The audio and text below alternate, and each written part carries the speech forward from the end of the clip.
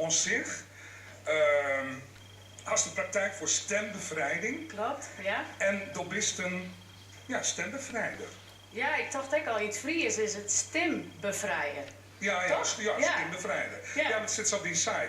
En wat houdt het in? Ja, het houdt in dat je eigenlijk helemaal ja zissen in het leven op dit moment. Maar ja, jongend. Ja, ja. Maar daarbij is een verlangen om helemaal jezelf te wezen is heel belangrijk. Dat je eigenlijk 100% voluit in het leven staan willen. En door middel van de stem Nou, komt erbij. Misschien kan ik het beste uitlezen hoe ik het zelf ervaren heb. Want ik zong mijn hele leven al, maar ik heb eigenlijk altijd, besef ik nou, de dimmer erop houden van mezelf. Dus dat ik mezelf eigenlijk in het zongen, voor 50% joeg en net voor 100%. Ja, net voluit. Nee. Zeg maar nee. Alles erbij. Precies. Ja, want dat is het vaak, ja, hè? Ja. Ja, en dat is echt heel spannend natuurlijk, om jezelf helemaal jaren te leren. Ja, dat ik het mee. Dit optreden vond ik echt spannend, hè? Maar die spanning, die hebt er gewoon helemaal bij. Dat is normaal. Elk mens voelt die spanning. Dus, nou ja, als je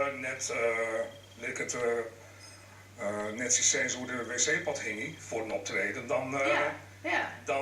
maar dat is net meer leuk dan. Dat is net meer leuk, nee. Dus wat doet ze dan met die stembevrijding als je meestal bij jou stuk,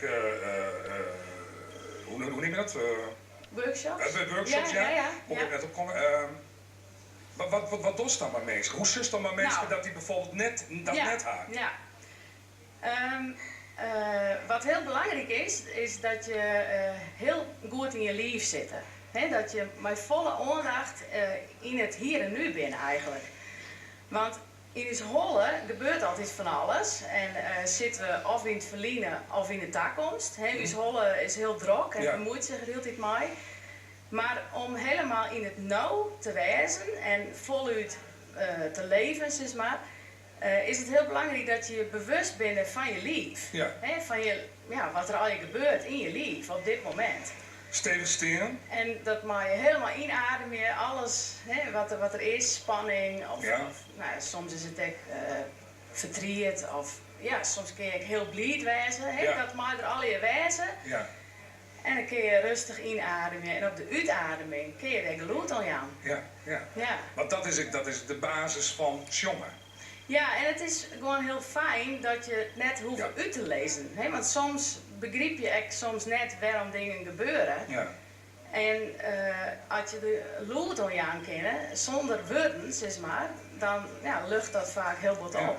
Ja. En wij zijn nog wel wat scruten, zo nou dan, omdat al die patiënten leren. Ja, maar dat is echt helemaal net slim. Ja. Nee, mooi niet bezig. Ja. Oké. Sjoukje, je hebt hier gedaan. Twee stop. Morgen in Montemilly mag je gitarist Johan Keus en cellist Nabil Leami in de Vaste Burgerkerk in Wiekel. 3 uur. En Orenwieke in Oudsburg. Is het? Ja.